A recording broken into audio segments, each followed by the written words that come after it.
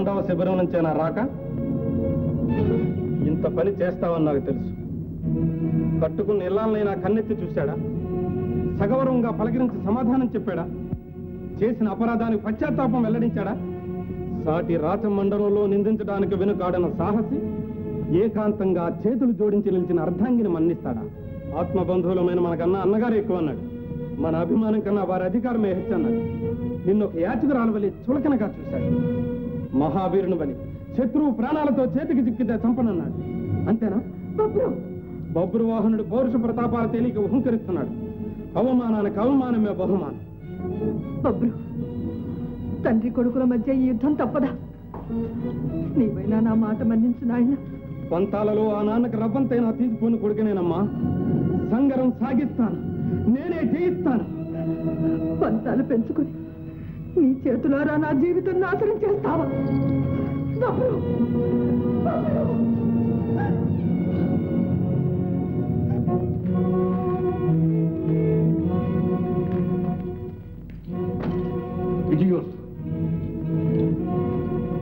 వెళ్ళిరా బబ్రు, నీ ధర్మమే నీకు శ్రీరామ రక్ష.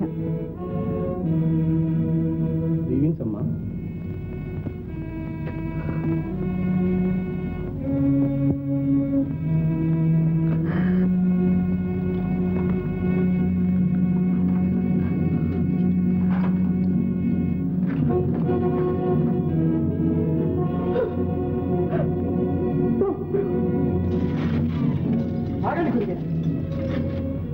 పిచ్చుకుపై బ్రహ్మాస్త్రం తమరత్నపై తలపడితే లోకం హర్షించదు. తల వంచితే హర్షిస్తుందా?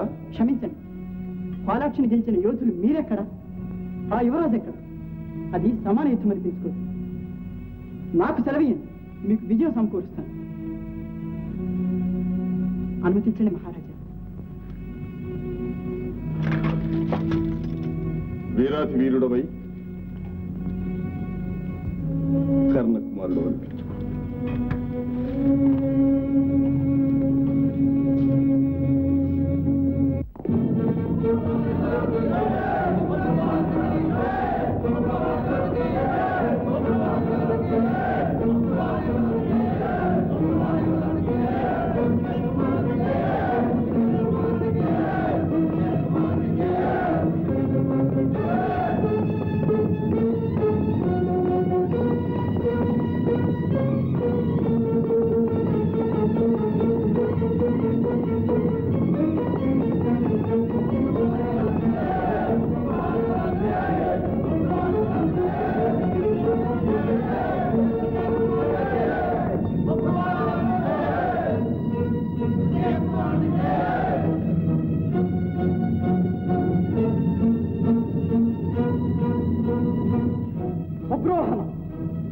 వృషికేతుడుండగా నీకు విజయం లభించదు.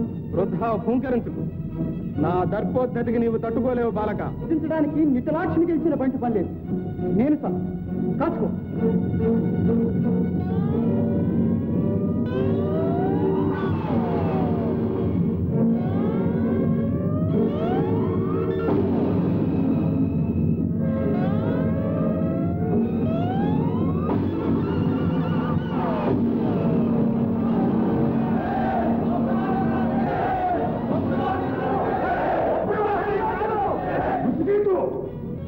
కన్నపుత్రుని కన్నుల్లో పెట్టుకుని పెంచుతున్నా.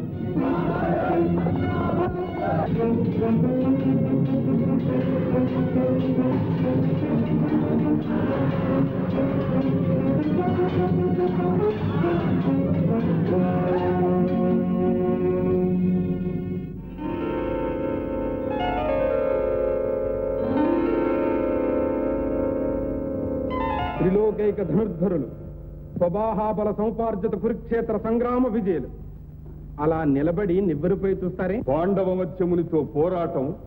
ఈ వీరగాథలు కొత్తవి కావు కురువీరా. భారతదేశం ఉన్నంత వరకు భగవద్గీత ఉంటుంది. ఆ గీత ఉన్నంత వరకు మీ విషాదగాథ ఉంటుంది. ఆ విషాదం నీకు అర్థం కాదు బొబ్రు. ఆ ధర్మపరత్వమే ఈనాడు కూడా నన్ను ఆవహించి అవరోధిస్తున్నది. కన్న కుమారుణ్ణి అవమానించున్నాడు. కాళ్లపై పడ్డ ఇల్లాలిని కఠినోక్తులాడినాడు. మీ ధర్మం ఏమైంది? వృషికేతుని మరణంతో మీకు సత్యం సాక్షాత్కరిస్తున్నదా? పట్టండి గాంధీవం. ఆవేశపడకు బొబ్బరు, ఆలోచించుకో. కథనములోన శంకరుని మెప్పించిన గాంధీవి నెదిరింపగలవే నీవు. అడవి పందులను వేటాడు కిరాతుని మెప్పించుటది ఒక గొప్పతనమే.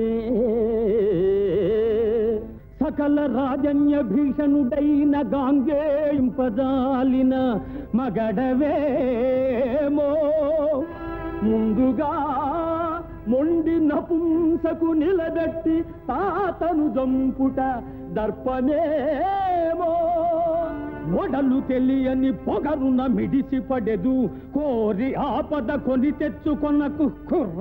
చాలు చాలు నీ ప్రగల్భాలిక సవ్యసాచి ఆలసింపక గాంధీవమందుకొనుమా.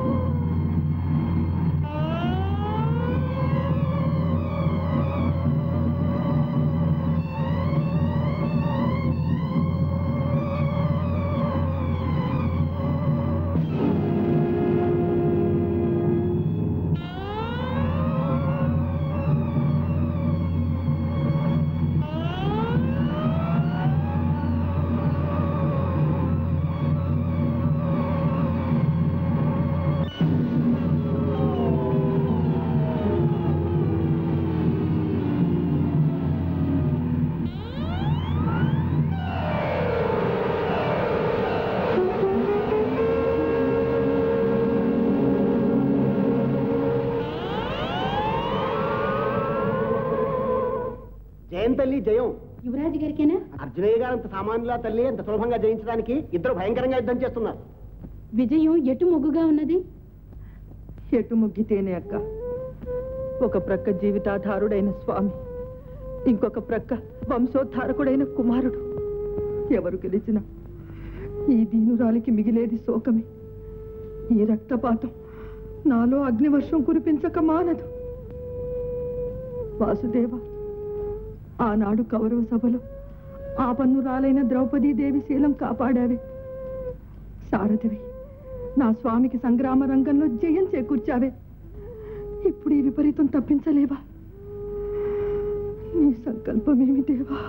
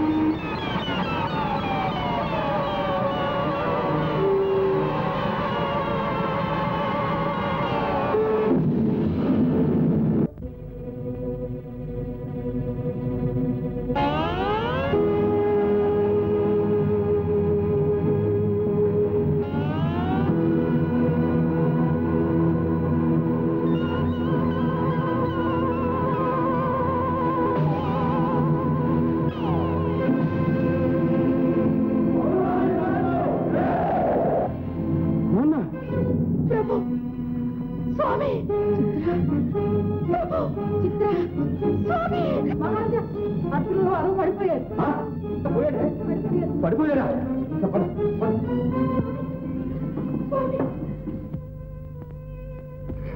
నా మాంగళ్యమే మీ ప్రతిరూపంగా ఆరాధించాలి.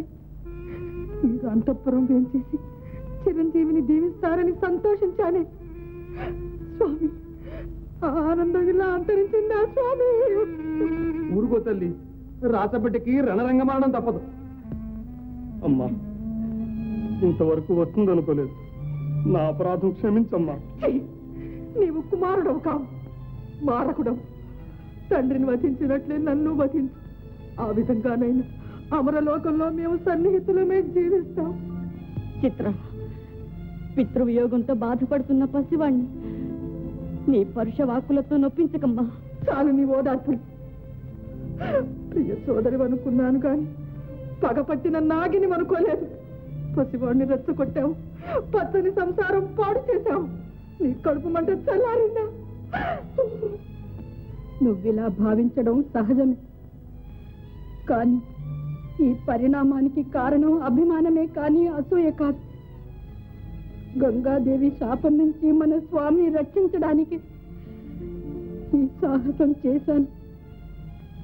చిత్ర, మన స్వామిని మళ్ళీ బ్రతికించగలనమ్మా.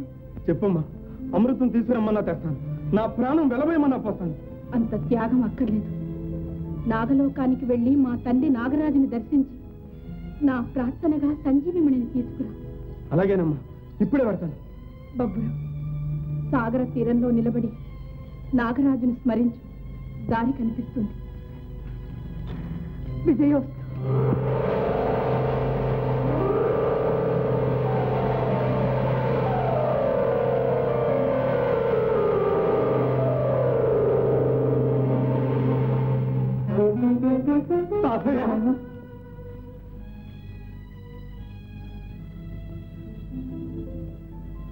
మమకారాలు మరచి అహంభావాలు పెంచుకొని తండ్రి కొడుకులు కత్తులు చూశారా నాయన? నా అహంభావానికి, అవివేకానికి నా తండ్రినే బలికొన్నాను తాతయ్య. దొడ్డమ్మకు అమ్మకు తీరని అపచారం చేశాను, ఆరని దుఃఖం కలిగించాను. ఆ శోక సముద్రంలో నుంచి వారిద్దరిని ఉద్ధరించాలి తాతయ్య. దొడ్డమ్మ నిన్ను మరీ మరీ ప్రార్థించమను. సంజీవరత్నాన్ని ప్రసాదించి నా తండ్రిని పునర్జీవితుణ్ణి చెయ్యండి. అలాగే నాయన, తీసుకుని పోదు గాని పద. నాగలోకం నుంచి సంజీవమణ్ణి కదిలించడానికి వీలేదు. ధృతరాష్ట్ర, సంగతి సందర్భాలు తెలుసుకొని మరీ ఆక్షేపించు. అన్ని అవగతం చేసుకుని అభ్యంతరం చెబుతున్నాను మహారాజా. మన జాతి రక్షణకై సదాశివుడు ప్రసాదించిన సంజీవరత్నాన్ని మానవ ప్రాణరక్షణకై వినియోగించడానికి వీల్లేదు. ఆర్తజన రక్షణ కన్నా మహాపుణ్యం లేదంటారు మహామంత్రి. మా మొరాలకించి అనుగ్రహించండి. అనుగ్రహించడానికి, తిరస్కరించడానికి ఆ మణి ఒక్కరి సొత్తు కాదు, నాగజాతికి అంతటికీ దానిపై హక్కు ఉంది. అందరూ అంగీకరించండి. ఆ మణిని ఏ మానవుడు తాకలేడు. అయితే మన వారందరినీ సమావేశపరచు.